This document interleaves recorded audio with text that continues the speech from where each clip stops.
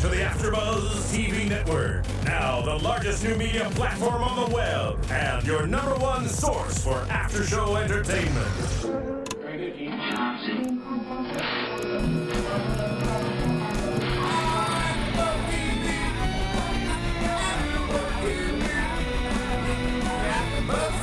From the AFTERBUZZ Studios in Los Angeles, California, presented by Maria Menounos and Bing.com, and streaming live thanks to Akamai Technologies, this is AFTERBUZZ TV's Vampire Diaries After Show. We'll break down tonight's episode and give you all the latest news and gossip. If you'd like to buzz in on tonight's show, you can buzz us at 424-256-1729. That's 424-256-1729. And now, another post-game wrap-up show for your favorite TV show. It's AFTERBUZZ TV's Vampire Diaries After Show.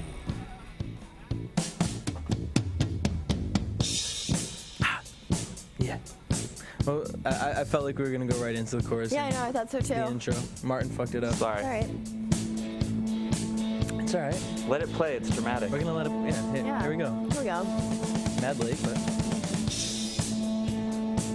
Here we go. And again, no. All right. It's a long intro. Okay, so it's the same song that was in the Dim episode tonight. Psycho Killer. Whatever. Talking Heads. Talking Heads. Psycho Download it, listen to it, live it, breathe it. You'll love it. There we go. Kristen will perform it. Dun, dun, bum, bum, bum, bum, na, na. Yo, what up, AfterBuzzers? Bing is for doing, and we are Qu'est-ce que finally here c'est? doing another AfterBuzz TV after show for the Vampire Diaries Season 4 episode. What is it? Episode 17? Whew, we're getting up there. Because the night. I like it. We're getting up there. Apologize to you guys for coming so late. Unfortunately, fortunately, Kristen's been working on Girl Meets World. How's that going? It's been awesome, guys. You're gonna be so excited. I can't wait for everyone to see it. It's amazing. If you were a Boy Meets World fan, whew, You're gonna get love ready. it. So- Same writers, same executive producer, so don't worry. It's gonna be great writing. and same cast, right? Same cast. There we go. So there are reasons why we couldn't do it. Unfortunately, we apologize, and also we're sick. We're kind of sick. There's a flu going around, but we're here. We're doing it, and the episodes. I don't know. I haven't really been into them the past couple of weeks. Yeah, these past 2 weeks, I've not been a big fan. You can kind of just, I feel like we could have kind of skipped these past 2 episodes and then just like jumped into next week's. Because at the end of this episode, it finally picked up where, okay, everything's completed and now, wait, we still don't have the cure. Right. Well, I mean, yeah, the whole Bonnie thing I feel like could have been handled last week. We didn't have to hold it off for a week for suspense. But let's get into the New York situation. We're in the big city. Sure are. And they're doing a flashback with Damon and kind of comparing it to his situation with Lexi in 1977 versus his situation now with Elena. Mm-hmm. I like that they were kind of, Lexi said, what traumatic event made Damon turn off his emotions? And did we ever get from him what exactly that event was at that time? No. That's what it was bothering me, I think. Really? Yeah. Yeah, it was just... It was good because we got to really see the whole situation between Damon and Lexi. Definitely for me a shocker of their hookup situation, and it was very parallel to Elena, and also kind of showing us that it's really hard it's going to take 2 people to trick Damon because Damon's already done what Elena's doing. Everything they could possibly come up with. Literally. Did you see this at all as a little like foreshadowing? As far as he was saying, you know, Lexi was that person who was trying to get me to turn my switch back on, and then when I finally did, having her around made me remember everything I hated, and then he's doing this to Elena, so what makes him think that whenever, she turns it back on, every time he's around, it's going to remind her of all the terrible things she did? True, but I mean, at this point, they haven't really... Excuse me. They haven't really done anything to Well, she's killing people left and right in Billy's underground club. Yeah. Well, all right. Let's talk about Billy's club. So basically, Damon brings her out there. We're thinking no strings attached. Let's just go buck wild in New York City. Part of me at first felt it was going to be like, all right, let's just go. She'll kill all these people, and hopefully, within enjoying life, she'll come to a realization. That's what I thought was going to happen. Unfortunately, Damon has a whole other plan. He was working at Billy's with the owner. He would kill people, bite people, take their IDs, give them to vampires who were running, and he knew that Katherine was one of the vampires. Right. So he thinks he can go back. I'm gonna find out where Katherine is because she's a returning customer, and kind of pulling one over on Elena. So the joy trip was really a hunt for the cure in disguise. Right. So I gotta give a hand clap for Damon with that one. Smart. You want your girl and you want to find the cure. Great way of figuring that out. And I think she really did enjoy herself for a while there in the club. And I thought it was funny when Lexi came, and then the parallel of Lexi and then Rebekah. Yep. Coming. I like that. At first, I love Rebekah because she's always about her, and that's her main focus. I didn't know if I was gonna like her and Elena teaming up, but the whole end scene made it for me with the whole getting in the car and it's going to be like, oh, these two girls on a mission. I'm kind of into it. Yeah, I'm very excited to see what happens next week and where they take it. So we learned that Lexi's trying to stop the bloodthirsty situation with Damon, and kind of sitting there and explaining to him, you asked me to do the same thing for Stefan, so I'm doing it now for you, and I like how she kind of reverted back to how love is the strongest emotion, and you felt love before, so try to remember what you felt at that time. I really like that part because if Damon would say that to Elena, I mean, that's for Stefan, honestly. But he didn't. He didn't go that route. And we have Damon kind of turning Lexi into, well, not into anything, but kind of making her feel that emotion of being a vampire, and making her fall in love. Well, not fall in love, but fall in lust with him, and then playing her in the end. I kind of believed him for a minute there because when someone comes to help you, and even though like they're helping you get over somebody, yeah, I was like believing it. But and who knows? Maybe he was into it for a minute, but then when he woke up, he was like, "All right, I got to be me again." Exactly. So while that's happening, Elaine is realizing with this whole situation with Rebekah, you're being played. And she's like, no, honey. These guys are like dogs with a bone. They're going to do anything they can until they get the cure. I have to get the cure first. And then Rebekah thinks she's one up on her and sits there and says, let's work together. And then Elena shuts her down. Ooh. That was a good one for Elena. She was like, I don't need anyone who has dreams and insecurities. You're too emotional for me. Yeah. Sorry.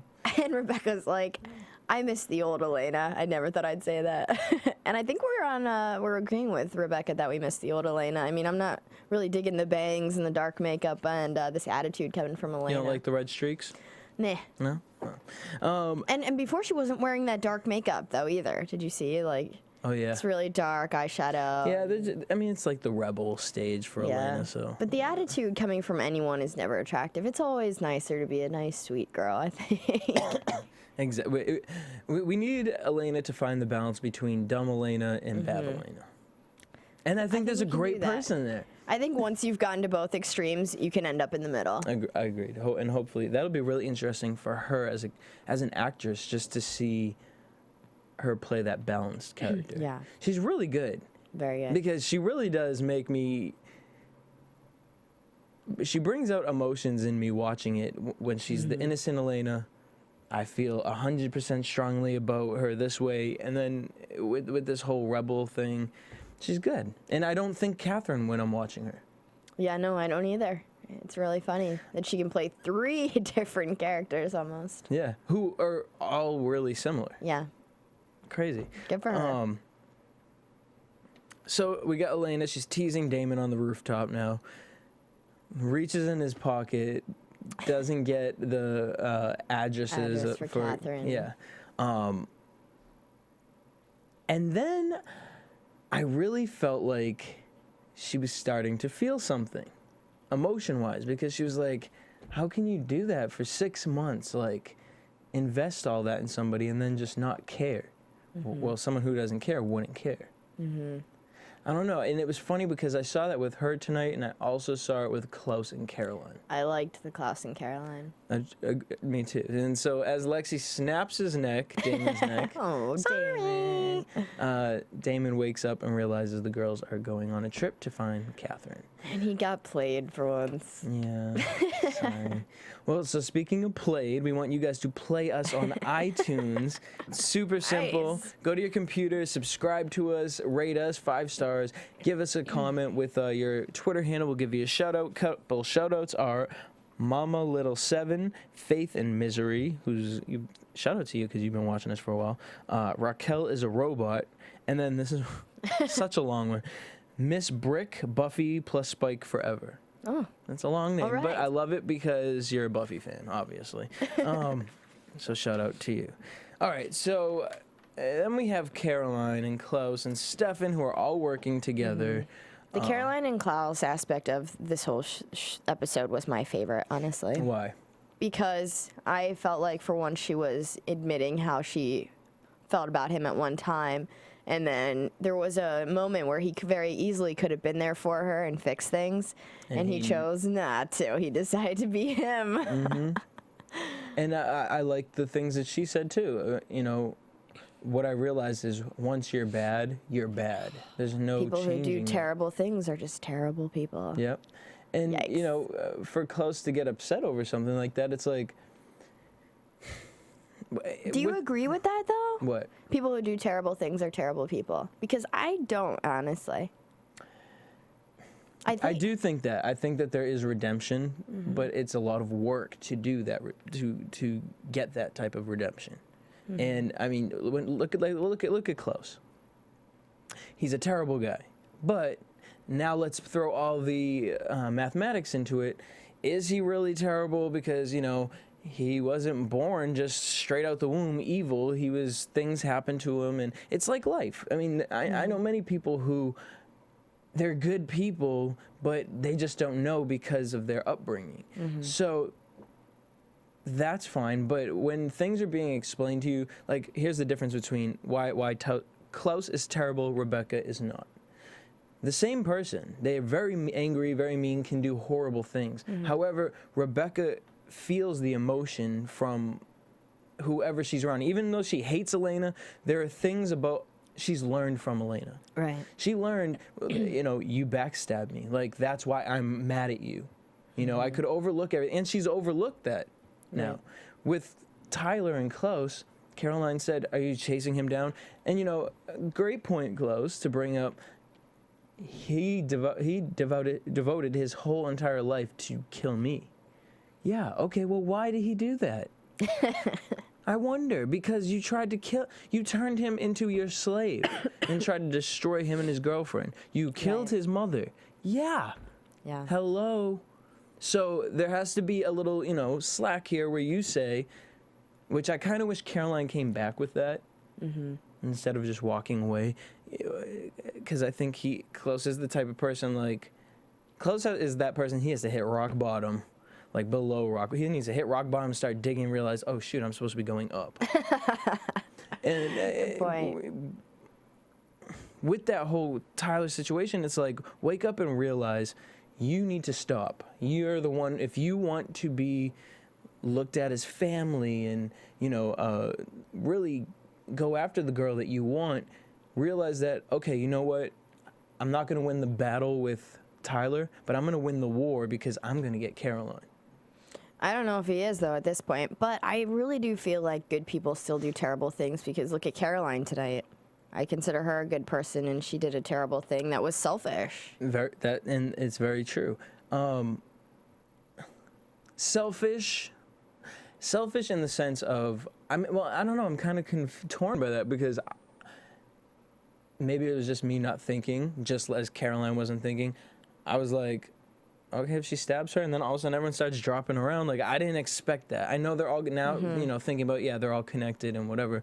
But you think that Caroline probably didn't think it through, that it was going to kill 12 people. She was just trying to protect her friend. Yeah, if that girl has to die over my friend, sorry, but that girl's going to die. Right. I get Not that. all 12 of these people. Like that's what I honestly think was in her mind. I don't think agree. she. Obviously, you saw her face. She didn't really know that. And again, Klaus, that's another hero moment you could have had. Yeah.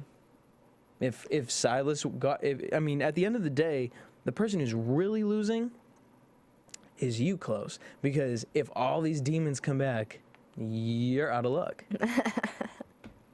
Sorry. And you know that. And then I hated how he tried to throw it back in her face with the whole, she was like, you could have saved her. You could have stepped in. He was like, I'd rather 1 life than 12 lives. Oh, all of a sudden you'd rather?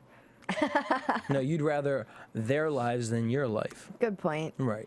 So I really liked though when he was like, "Oh, it looks like you need some comfort right now," and like in her face, she was like, "Yeah." She's like nodding. She's like gonna let him like be there for her, and then he ruined it. You and he was like, find someone "You should find someone to comfort you. who's not as terrible as me," or whatever he said. Yep. I was not expecting that. Oh, you thought he was gonna give in? For once, because it was kind of always what he wanted too. He always wanted to be there for her. He always wanted her to cry on his shoulder. And the moment where he could have had that, it's just this inner chip off his heart, like that he's just holding on to, and it's like, dude, calm down, breathe. Everyone's not against you. Yeah. Obviously, you're not dead yet. We're working with you, so we do see some sort of quality in you that is redeemable. right? And I don't know. I love the whole Caroline plot line, storyline, however we want to call it. But I'm kind of getting to a point where I'm over the bad Klaus. Yeah, I want him to calm down now and actually be in love with Caroline especially before he leaves to go to the Or other at show. least turn into an old Damon. Yeah, The Damon where he was nice to Elena, but really could care less what anyone else does. that's fine with me. I'd deal with that. Like, he would do anything for Caroline. I want that close. That, to me, would complete my little storyline. But I guess they don't want to rush it from the whole Tyler to Klaus thing. Yeah. Stefan was kind of a bore this episode. Nothing going on there. No. He failed. Yeah.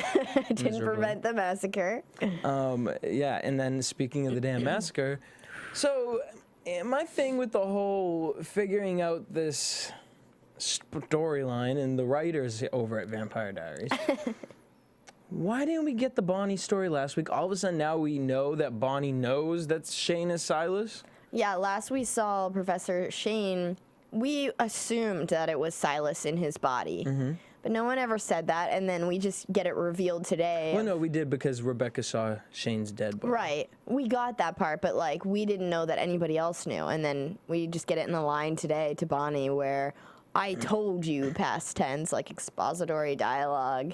Or to even see, I would have loved, honestly, at one moment I would have loved is the moment in the tomb where obviously there was a point where Silas woke up, killed Jeremy, and then had to confront Bonnie. I really want to see his real identity. Like, why can we not Well, they're see going to that? hold that out, which Yeah. I'm fine with that because I'm sure it will be a big reveal. That's the least of my concerns. My thing is I feel like they cheapen Bonnie's storyline.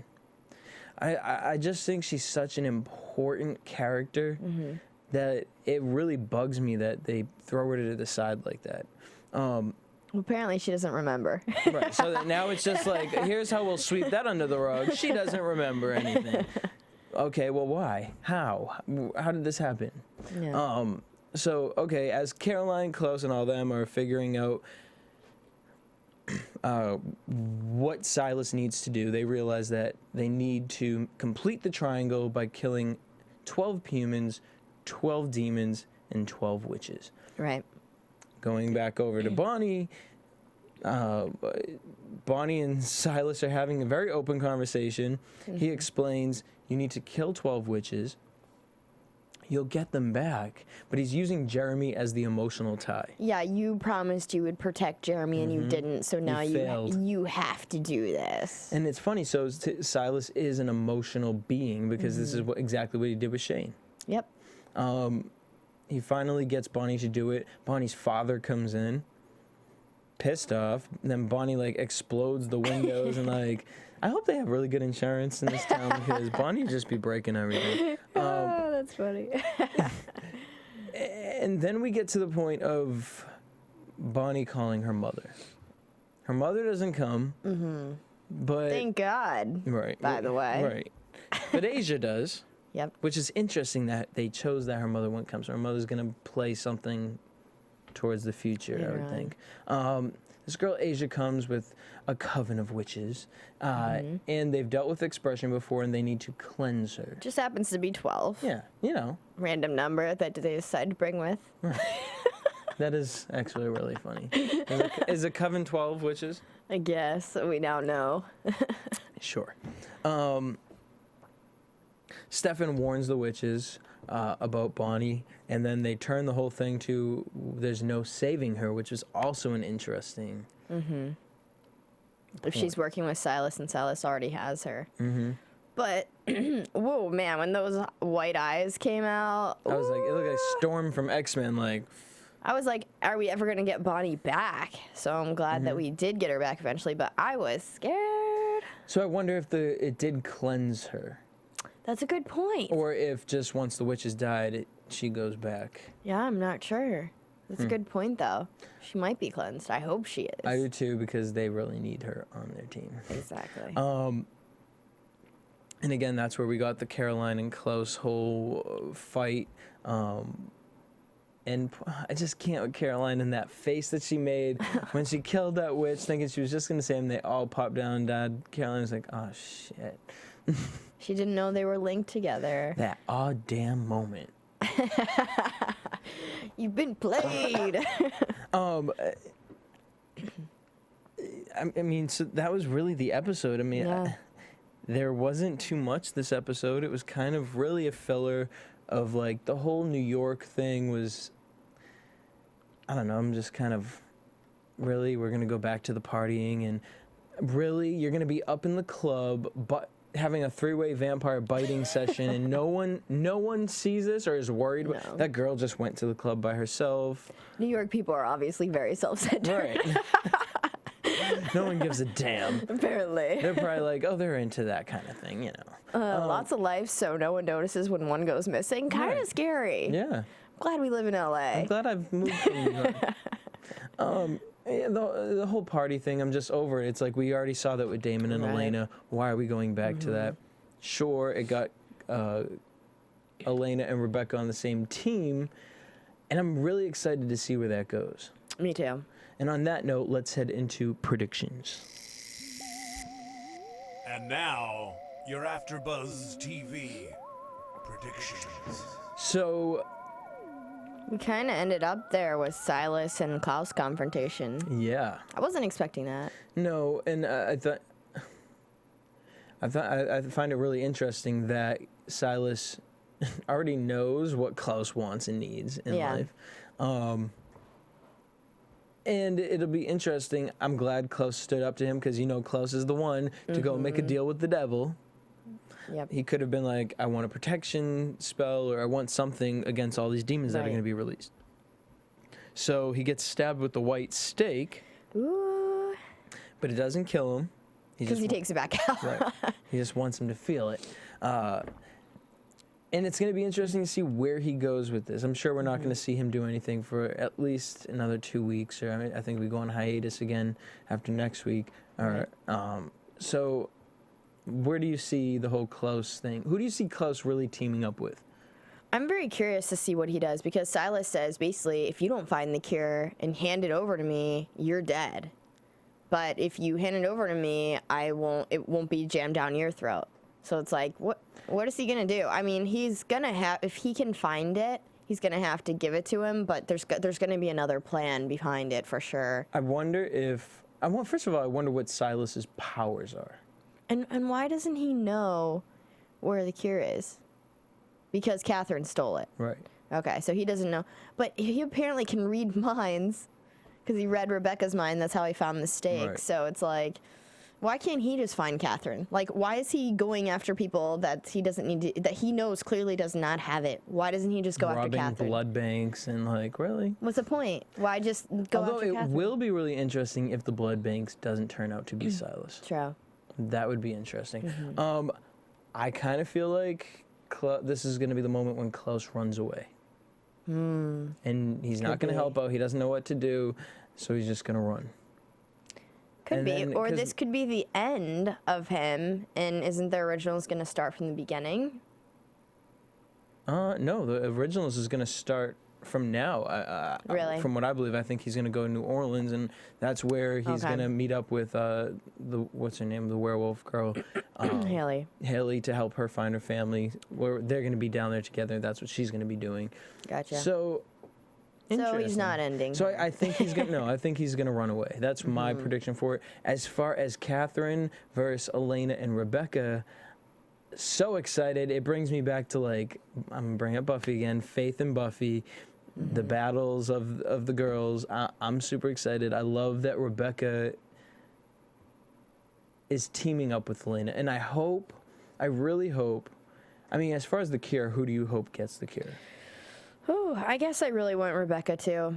Yeah. Because I feel like Elena can't get it. If she gets it, it's kind of just like, okay, we were expecting that. Yeah. Because she says she's not going to, so I guess I would like to see Rebekah get it. And I don't want to see Elena go back to that purity. No. I would love to have Rebekah go there, and I think that's a good way for them to kind of write her off.